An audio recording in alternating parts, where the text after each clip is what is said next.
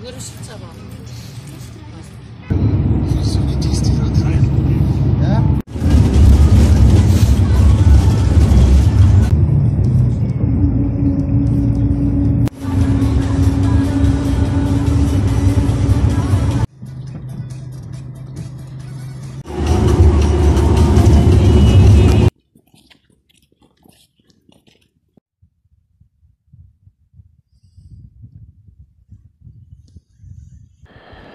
Hey yo, bonjour tout le monde. Fait que là, après une ride de train de nuit, de Bukhara jusqu'à Noukous, puis après ça, 4 heures de temps dans un minibus tout poussiéreux où on se faisait tout effouérer, on est rendu ici à Moynak. Puis là, voilà une soixantaine d'années, on verrait juste de l'eau à perte de vue, parce que ici, c'était les berges de la mer d'Aral, qui était le 4e plus gros plan d'eau intérieur au monde, après lac Victoria en Afrique, lac Supérieur, puis la mer Caspienne. Fait que ouais, c'était plus gros que 4 des 5 grands lacs. Puis là, c'est tout ce qui reste, esti. Parce que qu'est-ce qui est arrivé, c'est à l'époque des Soviétiques, qui ont fait pousser du coton dans le désert aux environs. Puis ça a fonctionné pendant un bout, genre l'Ouzbékistan, c'était le plus gros producteur puis exportateur de coton au monde. Mais pour ça, il y avait besoin de beaucoup d'irrigation. Fait qu'ils ont fait dévier des rivières qui se jetaient dans la mer d'Aral, puis ça a amené à cette sécheresse-là durant comme à partir des années comme 1960, 1970, je pense.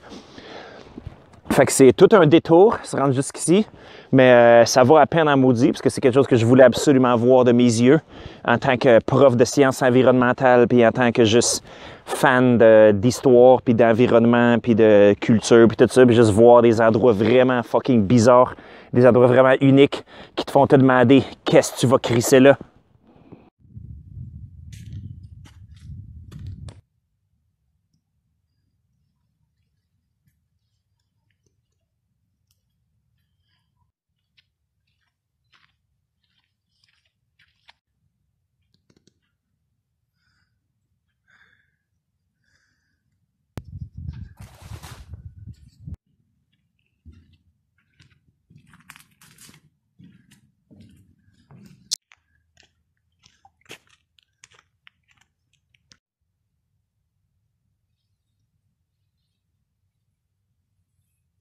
Fait que tout ça, ça a amené à des conséquences environnementales assez désastreuses. Il y a évidemment la perte de vie marine elle-même, puis même les morceaux de mer d'Aral qui restent, qui sont peu profonds, ils sont juste bien trop salés pour qu'il y ait des plantes et des poissons puissent vivre dedans.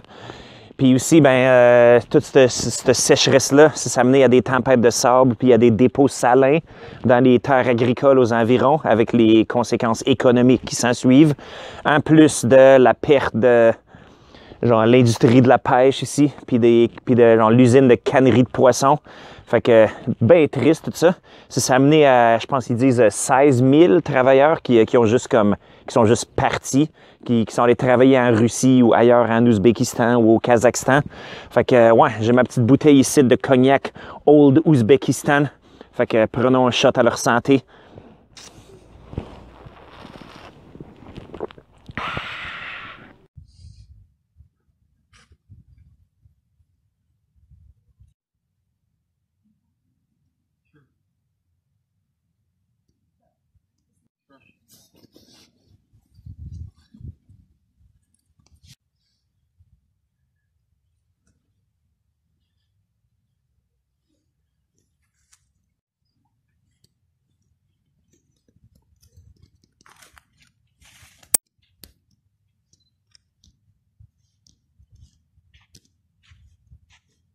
Checkez-moi ça, ce beau bateau-là. C'est pas peut-être une cinquantaine d'années. Il était là, puis il partait à chaque matin pour aller pêcher. Je sais pas trop, mais là, à cette heure, c'est rendu juste une petite bicoque rouillée, échouée dans le sable.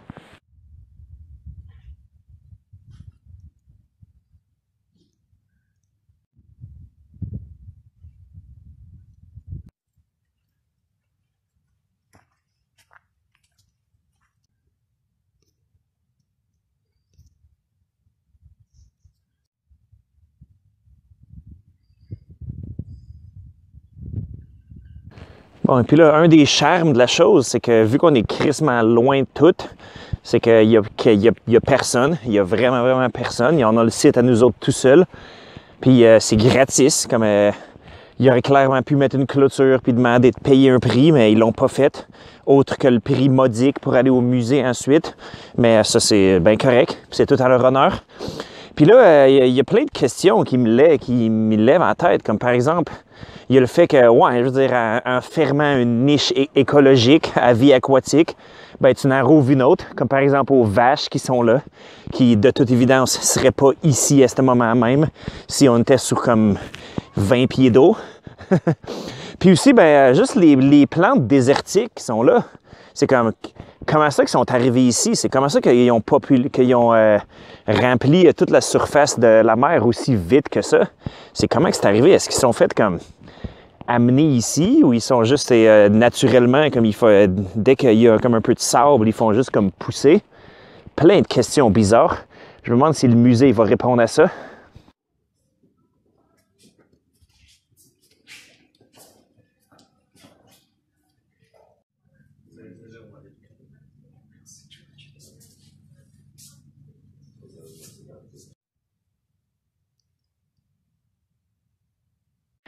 Puis il y a de quoi qui est intéressant aussi avec cette région, c'est qu'ils appellent ça le Karakalpakstan. Puis les gens qui habitent ici, c'est ça, c'est un autre des peuples d'Asie centrale, comme la myriade de peuples qui sont tous un peu plus ou moins cousins, des fois un peu plus distants, des fois un peu plus proches. Mais les Karakalpak, ils sont pas mal plus proches des Kazakhs. Ce qui fait que cette région-ci, en fait, elle devrait faire partie du Kazakhstan. Puis si tu regardes aussi une map, c'est ça, tu sais, l'Ouzbékistan, comme je les ai mentionnés une fois, il y a une forme assez bizarre. Comme, c'est comme plusieurs peuples qui sont tous comme coupés un dans l'autre. Puis il y a aussi des minorités ouzbèques dans les autres pays aux environs. Fait que la map est coupée vraiment tout croche, probablement par exprès. Fait que là, ouais, ce drapeau-là, ça c'est le drapeau de l'Ouzbékistan. Je trouve que c'est un drapeau assez cool, en fait. Il est quand même assez unique puis assez notable. Puis ça, si tu remplaces la barre du milieu par une bande orange à la place d'une bande blanche, puis que tu mets juste 5 étoiles à la place de 12, bien ça, c'est le drapeau du Karakalpakstan.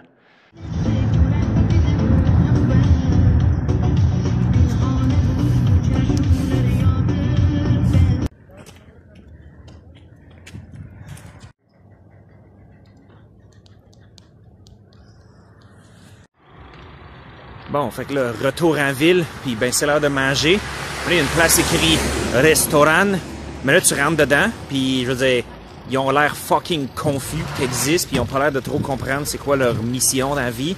Je suis comme calice, barrière de langue, moi, les gosses. C'est pas bien difficile, je veux dire, manger, argent, chop, chop, chop, miam, miam, miam, chiching, chiching. Calice, ils ont pas l'air de trop comprendre ça, le reste d'affaires. Sacrement.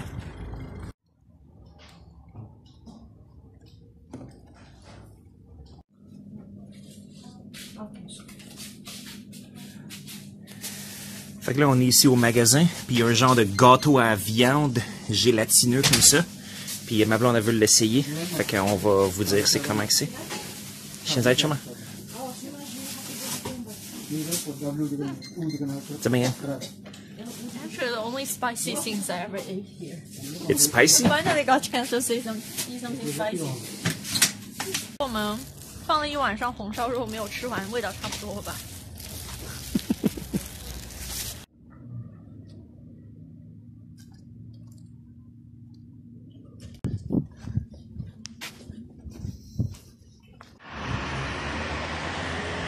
我想洗澡洗脸。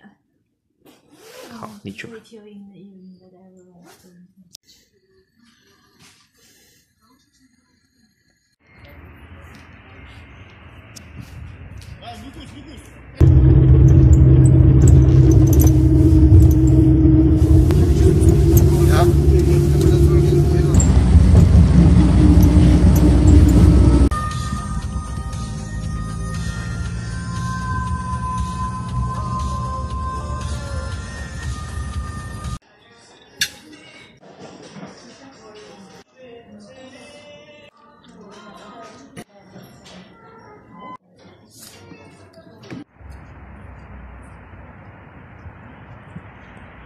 Bon, et puis là, avec tout ça, ben, on est revenu à Nukos, la capitale du Karakalpakstan. Fait que la ride de bus, ouais, pas la plus confortable au monde, mais en même temps, ils partent à l'heure. Ça, il n'y a pas ce problème-là.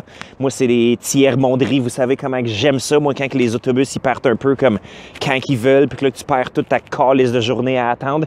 Mais non, ils partent à l'heure. Puis en fait, le problème, c'est pas qu'il manque de monde, c'est pas qu'il manque de passagers, c'est qu'il y en a trop. Tu sais, le bus, il était plein à craquer, mais heureusement, on est arrivé juste à temps pour avoir des sièges dedans. Puis là, ouais, Nukos, c'est quand même une assez grosse ville. Puis là, c'est quand même plus nice que ce que j'imaginais au début. Faut dire, on est probablement dans la partie la plus belle de la ville aussi. Tu sais, c'est des gros boulevards. Ça fait vraiment comme soviétique. Puis là, ben, on vient de manger un dîner fabuleux dans un restaurant turc. C'est-tu que c'était bon? La cuisine turque, là, miam, miam, miam. Vraiment fantastique. Puis là, ben, on s'en va au musée. Le musée d'art, il est quand même hautement recommandé par les guides de voyage. Oh, puis là, d'ailleurs, vous voyez, il y a les drapeaux qui flottent. Comme là, à droite, là-bas, c'est le drapeau de l'Ouzbékistan avec la bande blanche au milieu. Puis la bande jaune-orange, c'est celle du Karakalpakstan, comme que j'ai démontré dans le musée. Fait que moi, c'est ça, ici, tu sais, à force de parler au monde, c'est ça, c'est pas des interactions que je filme, malheureusement. Je trouverais vraiment pas moyen de faire ça. Là, il faudrait que je pointe la caméra dans la face à quelqu'un, il trouverait ça bizarre. Mais je parle quand même au monde le plus possible, avec mon russe tout cassé, tout merdique. Puis ouais, c'est ça, ici, le monde, ils sont vraiment plus kazakh. Puis ils ont vraiment comme l'air kazakh. C'est l'espèce d'air de, comme on dirait, genre 3/4 chinois, mais comme 1/4 comme gros russe, whatever. Hello, bro, how are you? Fait que, ouais, c'est pas mal ça qui est ça. Oh, eux autres, ils me disent allô. Oh, здравствуйте, Yereshimshiz, salam alaikum. Fait que, savez-vous comment ils appellent ça un vestiaire en russe? Je vous donne 2 secondes. 1, 2. Ils appellent ça un garde-robe.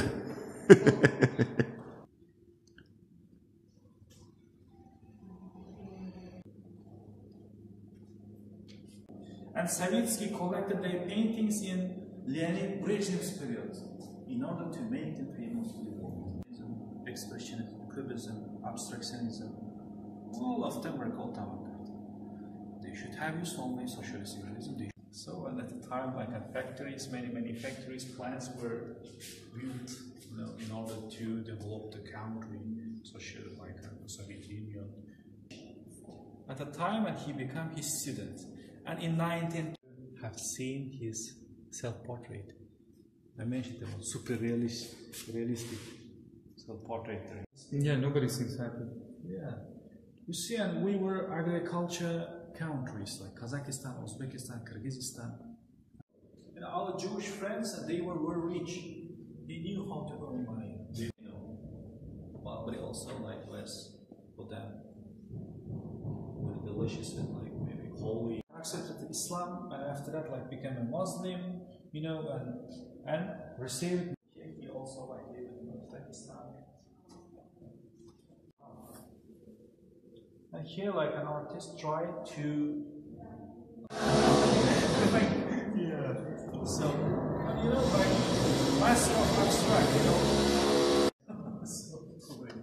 and some people thought like they can see and they can hear. That's why they put these portraits in the, how can I say, public places, like Chaykhana, like park. They saw Lenin. It is mysterious, maybe one of his school of painting. Yeah. Yes.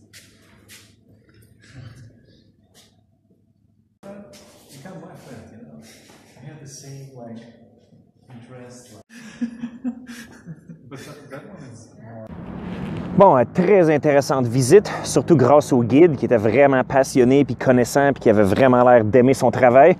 Donc, quelque chose que j'ai appris, que j'avais vraiment aucune idée auparavant, c'est que Nukos, en fait, c'est une ville qui a quand même une certaine importance dans le milieu de l'art moderne parce que, à l'époque, c'était comme à l'époque de l'URSS, comme tous les styles qui appelaient avant-garde, comme le cubisme, le dadaïsme, le néo-primitivisme, l'impressionnisme, tout ce genre de choses-là. Parce que je m'y connais quand même juste un peu, mais ma copine qui est professeure d'art, comme elle s'y connaît quand même pas mal. Comme ces styles-là, ben, ils étaient soit genre découragés ou même carrément bannis puis sévèrement punis par l'URSS, qui eux autres, comme ils mettaient beaucoup plus l'emphase sur les styles comme ultra réalistes, puis le genre d'art qui peut être utilisé pour la propagande, genre l'utopie des travailleurs, puis tout ce genre de niaisage-là. Ce qui fait qu'ici, Noukous, vu que c'est quand même très, très, très loin des centres de pouvoir bolcheviques, ben, il s'est ramassé avec comme une espèce de collectif d'artistes sous l'initiative du peintre ukrainien Igor Savitsky, qui d'ailleurs le musée est nommé en son nom, puis c'est un espèce de héros national ici au Karakalpakstan, même s'il n'est pas d'ici originellement, mais il est comme venu ici, puis il est tombé en amour avec la place, puis il a voulu y rester. Puis quand il est décédé à Moscou, il a voulu que, comme son dernier souhait, c'était qu'il se fasse... c'est que s'il reste, il se fasse ramener ici. Fait que reposer en paix, Monsieur Savitsky, parce que c'est un très, très nice musée d'art. C'est ça, moi, je suis bien fan des musées d'art en général. Puis d'habitude, je prends pas de visite guidée. Tu sais, je suis bien content de juste me promener puis regarder les belles images, puis juste d'apprécier tout ça. Mais avec un guide, c'était encore mieux. Puis le gars, il était vraiment très cool, en fait. Puis moi, j'ai comme fait une espèce de joke niaiseuse une année. Parce qu'un des peintres ici, qui est une des figures c'est quoi, une figure de fer de lance du mouvement avant-garde ouzbek, il s'appelle Alexander Volkov. Puis moi, j'ai dit, c'est-tu comme le poids lourd du UFC? Puis là, sa face s'est allumée. Il était comme, t'es un fan du UFC, toi aussi? Comme, qu'est-ce que t'as pensé de Max Holloway contre Justin Gaethje? Penses-tu que Shavkat Rakhmonov, il va être champion poids mi-moyen bientôt, tout ça? Fait, qu'est-ce que tu penses de Khabib Nurmagomedov? Puis tout ça. Puis j'étais comme, OK. Fait qu'on a... Pendant il y a des bouts, on jasait de ça beaucoup. C'était une longue visite, mais c'était très le fun. Puis ça valait bien la peine. Ouais.